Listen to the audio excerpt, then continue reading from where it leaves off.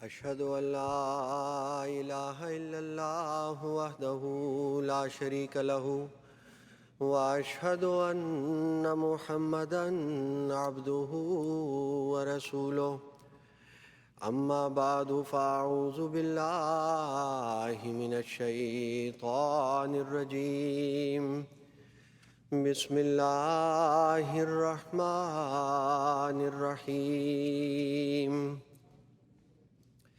کامیابی کیا ہے؟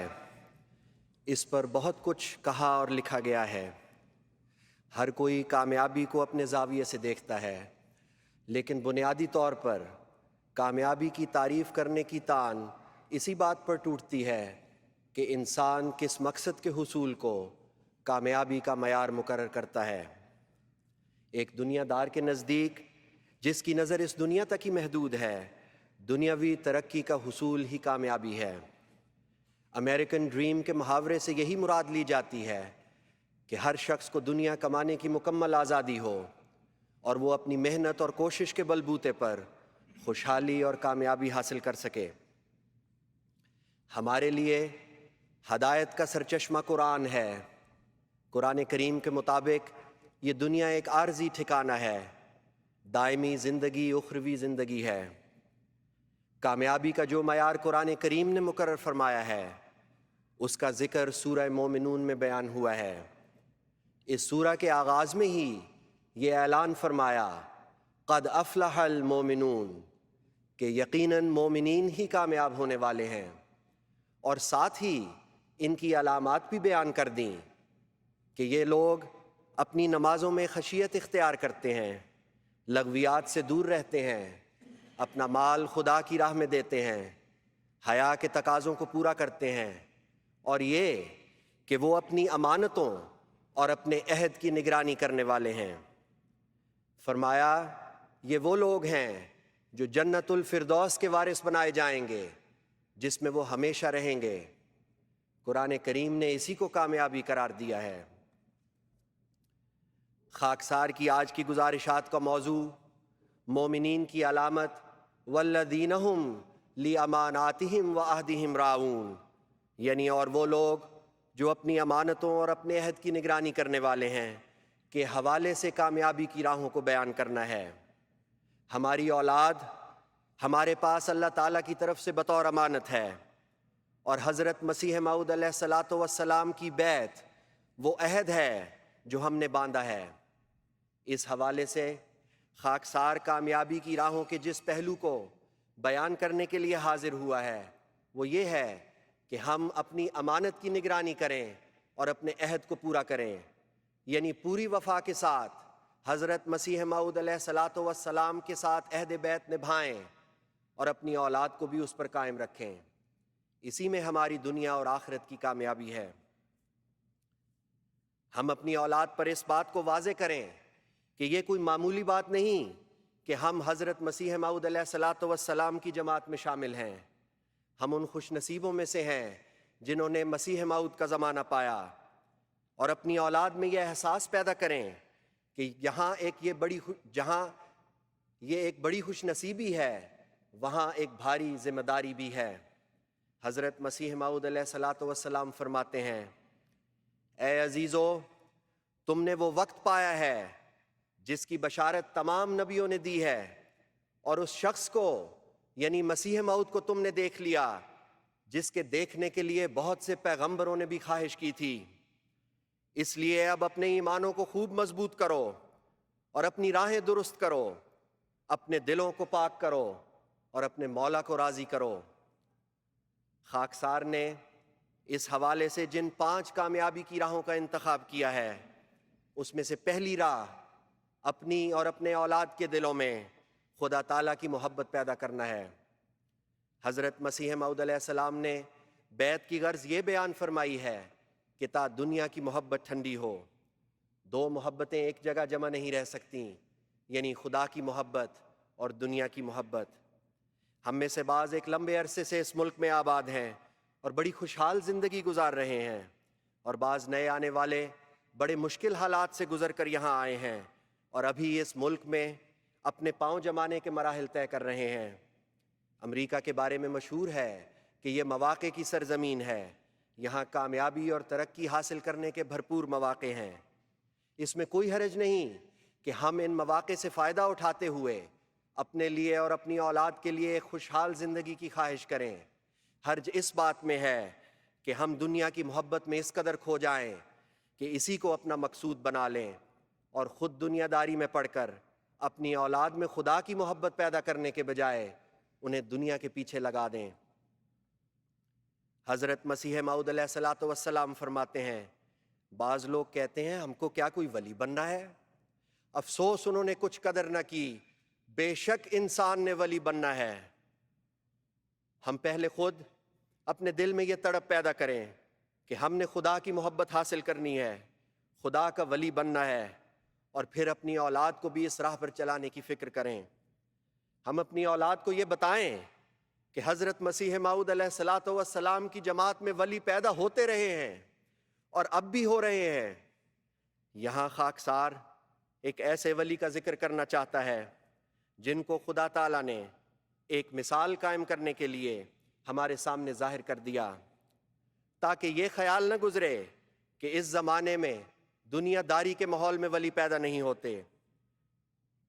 وہ عمر کے لحاظ سے نوجوان تھے مگر رتبے کے لحاظ سے ایک بزرگ۔ وہ مغربی معاشرے میں ہی پلے بڑھے لیکن اس کا بد اثر قبول نہیں کیا۔ جب ان کے سامنے دنیا داری کی بات ہوتی تو وہ شکر کرتے کہ اللہ تعالیٰ نے انہیں وقف ہونے کی وجہ سے ان سب معاملات سے بے پرواہ کر دیا ہے۔ ان کا خدا سے ایک ذاتی تعلق تھا۔ اللہ تعالیٰ انہیں سچی خوابیں دکھاتا، وقت سے پہلے مسجد جاتے، ٹھہر ٹھہر کر نماز ادا کرتے۔ وہ بزرگوں کے واقعات اس لیے نہیں پڑھتے تھے کہ ان سے تاریخی معلومات حاصل کریں، بلکہ اس لیے پڑھتے کہ انہیں اپنی زندگی کا حصہ بنائیں۔ انہوں نے حضرت خلیفۃ المسیح اول رضی اللہ تعالیٰ عنہ کا واقعہ پڑھا کہ ان کے ساتھ مالی معاملات میں کیسا سلوک ہوتا تھا، تو انہوں نے دعا کی کہ اللہ تعالیٰ ان سے بھی ویسا ہی سلوک کرے، اور انہیں یقین تھا کہ اللہ تعالیٰ نے ان کی دعا قبول کر لی ہے، اور پھر ایسے ہی پیار کا سلوک ان کے ساتھ رکھا۔ تربیت اولاد کا یہ انداز تھا کہ اپنے بیٹے کو حضرت صلی اللہ علیہ وسلم کی سیرت کے واقعات سناتے، فرط محبت سے ہچکیاں بن جاتی۔ ان کا بیٹا کرسچن سکول میں تھا، کہتے جب میں سکول جاتا ہوں تو راستے میں اسے سورہ اخلاص دہراتا جاتا ہوں۔ یہ ان کے کردار کی ایک مختصر سی جھلک ہے۔ حضرت خلیفۃ المسیح الخامس ایدہ اللہ تعالیٰ بن نصر العزیز نے ان کے اوصاف کا تفصیلی ذکر 3 ستمبر 2021 کے خطبہ جمعہ میں بیان فرمایا، اور انتہائی قابل رشک الفاظ میں یہ اظہار فرمایا، اے پیارے تالے، میں گواہی دیتا ہوں کہ یقیناً تم نے اپنے وقف اور عہد کے اعلیٰ ترین معیاروں کو حاصل کر لیا ہے۔ اگست 2021 میں گھانا میں خدمت دین کرتے ہوئے 31 سال کی عمر میں عزیزم سید طالع احمد کی شہادت ہوئی۔ یہ خدا کے ولی اپنا عہد نبھاتے ہوئے ان راہوں پر چلے جو حقیقی کامیابی کی راہیں ہیں، اور ہمارے لیے اور ہماری اولادوں کے لیے یہ پیغام چھوڑ گئے کہ اس مادیت پرستی کے دور میں بھی خدا والے پیدا ہو سکتے ہیں۔ اس مثال کو سامنے رکھتے ہوئے ہم خود بھی اور اپنی اولادوں میں بھی خدا کا قرب حاصل کرنے کی تڑپ پیدا کریں۔ بچپن سے ہی اپنی اولاد کو خدا سے تعلق کی اہمیت بتائیں اور دعا پر ان کا یقین پختہ کریں۔ حدیث میں آیا ہے کہ اگر ایک تسمہ بھی مانگنا ہو تو خدا سے مانگو۔ ہم اپنی اولاد میں یہ عادت پیدا کریں کہ وہ ہر ضرورت کے وقت خدا کی طرف رجوع کریں۔ ان کا خدا سے تعلق ہماری وجہ سے نہ ہو بلکہ ایک ذاتی تعلق ان کا خدا سے قائم ہو جائے۔ کامیابی کی دوسری راہ اولاد کو اپنے ساتھ جوڑنا اور ان کو وقت دینا ہے۔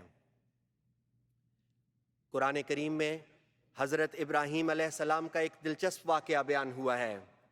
حضرت ابراہیم نے اللہ تعالیٰ سے پوچھا کہ تو مردے کس طرح زندہ کرتا ہے؟ اللہ تعالیٰ نے فرمایا کہ کیا تو ایمان نہیں لا چکا؟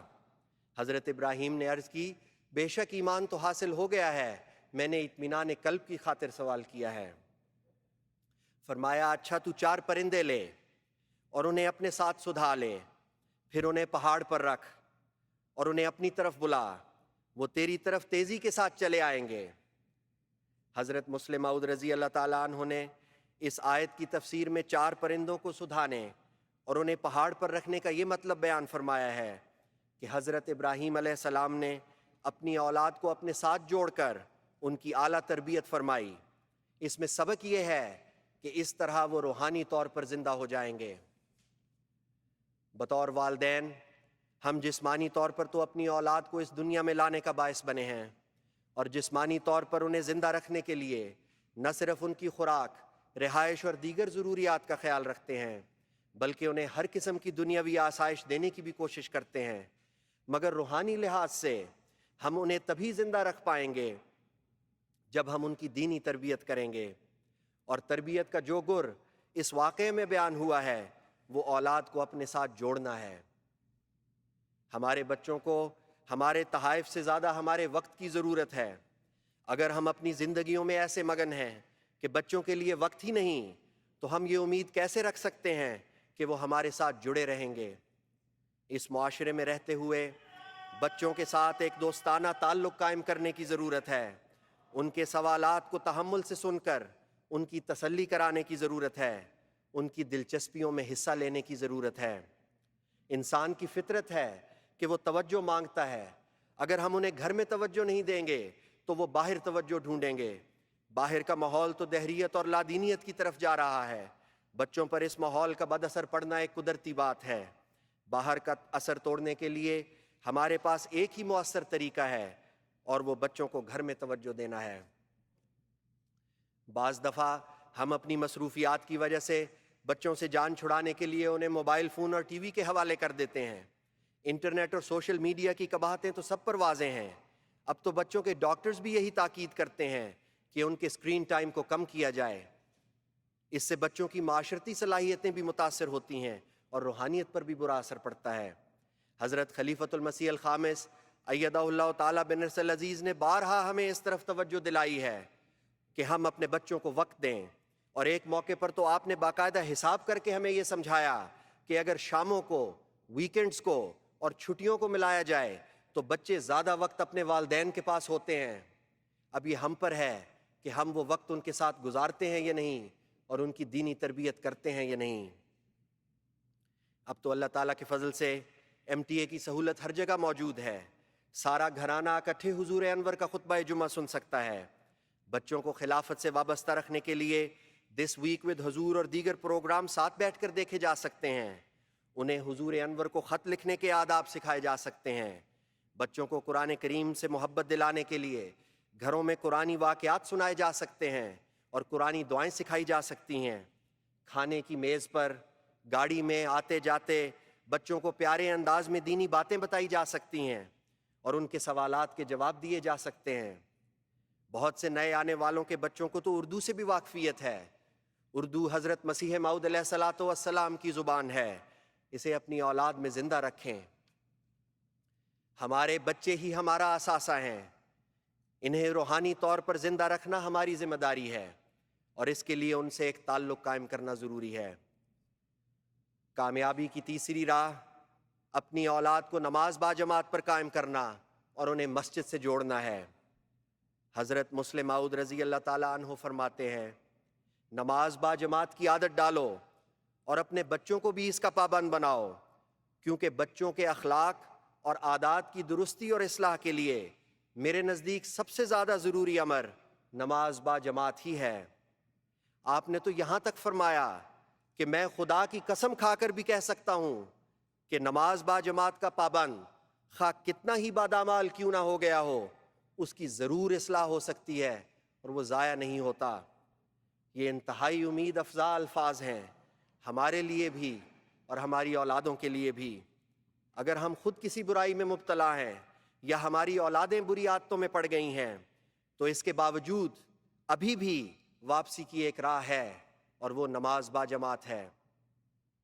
یہی نقطہ حی علی الصلاح حی علی الفلاح میں مضمر ہے، جس کو ہر نماز سے پہلے دہرایا جاتا ہے کہ نماز کی طرف آؤ، کامیابی کی طرف آؤ۔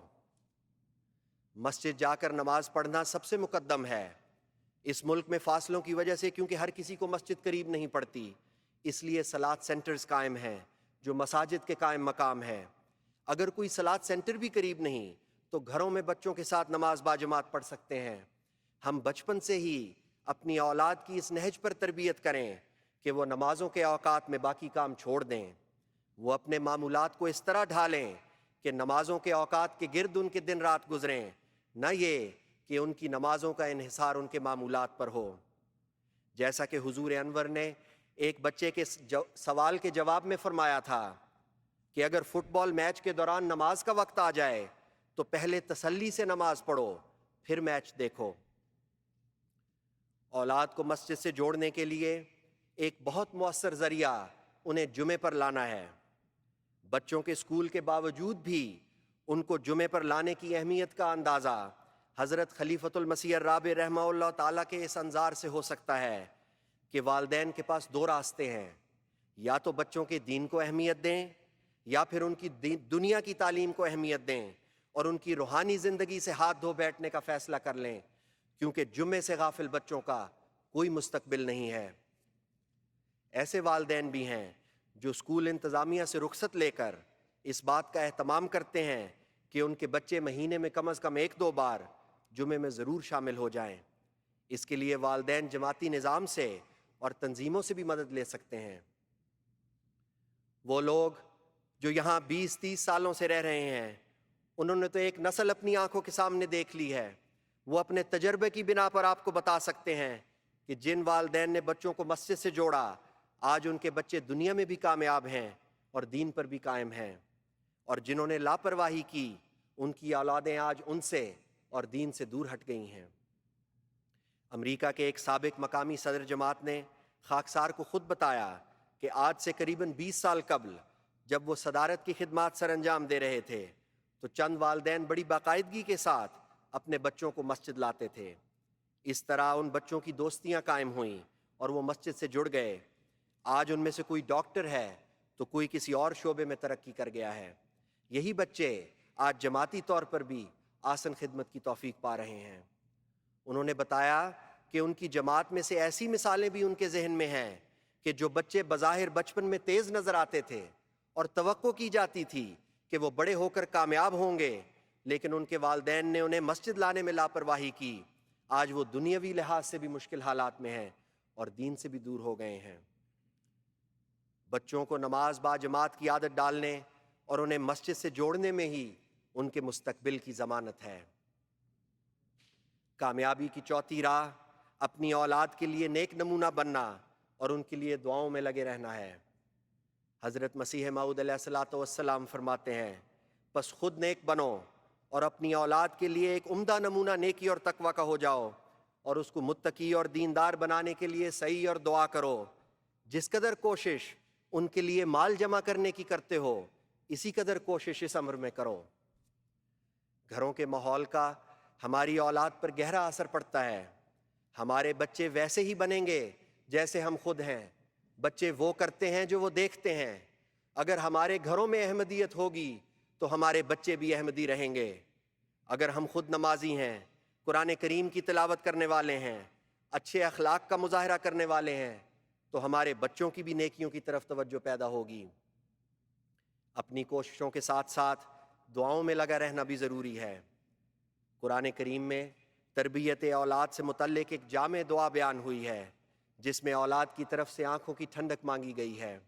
وہ دعا یہ ہے، ربنا ہب لنا من ازواجنا وذریاتنا قرۃ اعین وجعلنا للمتقین اماما۔ اے ہمارے رب، ہم کو اپنی بیویوں کی طرف سے اور اولاد کی طرف سے آنکھوں کی ٹھنڈک عطا فرما اور ہمیں متقیوں کا امام بنا۔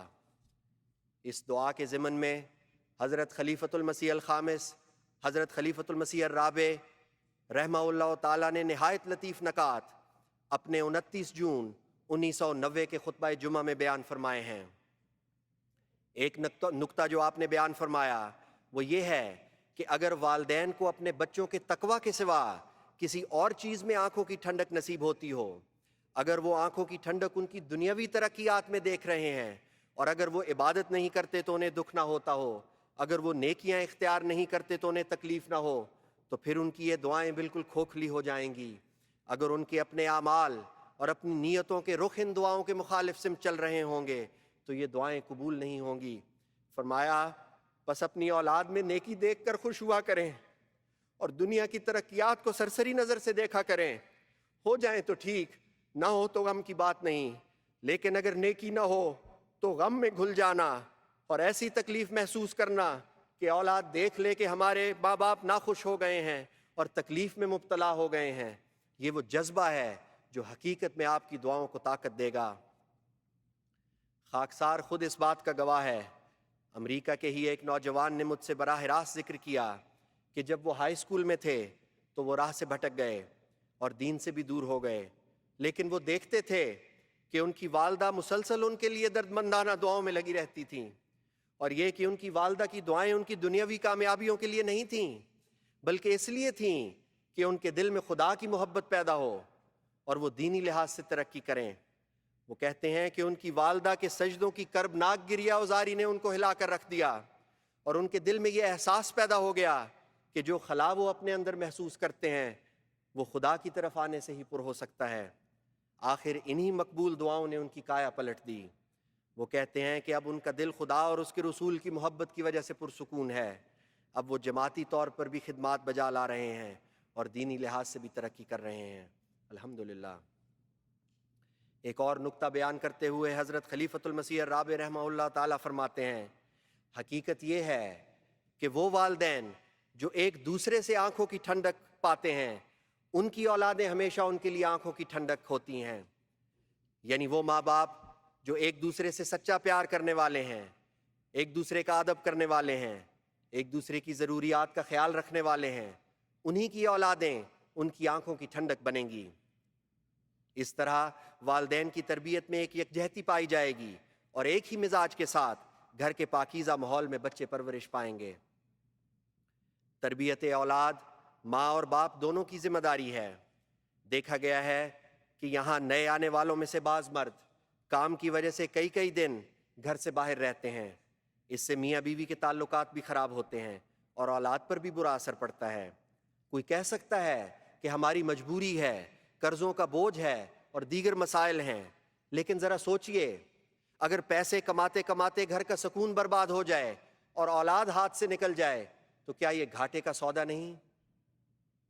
یہاں بہت سی ایسی مثالیں بھی موجود ہیں جہاں لوگوں نے کم پیسے والے کاموں کو صرف اس لیے اختیار کیا تاکہ گھر میں زیادہ وقت دے سکیں اور اولاد کی صحیح تربیت کر سکیں۔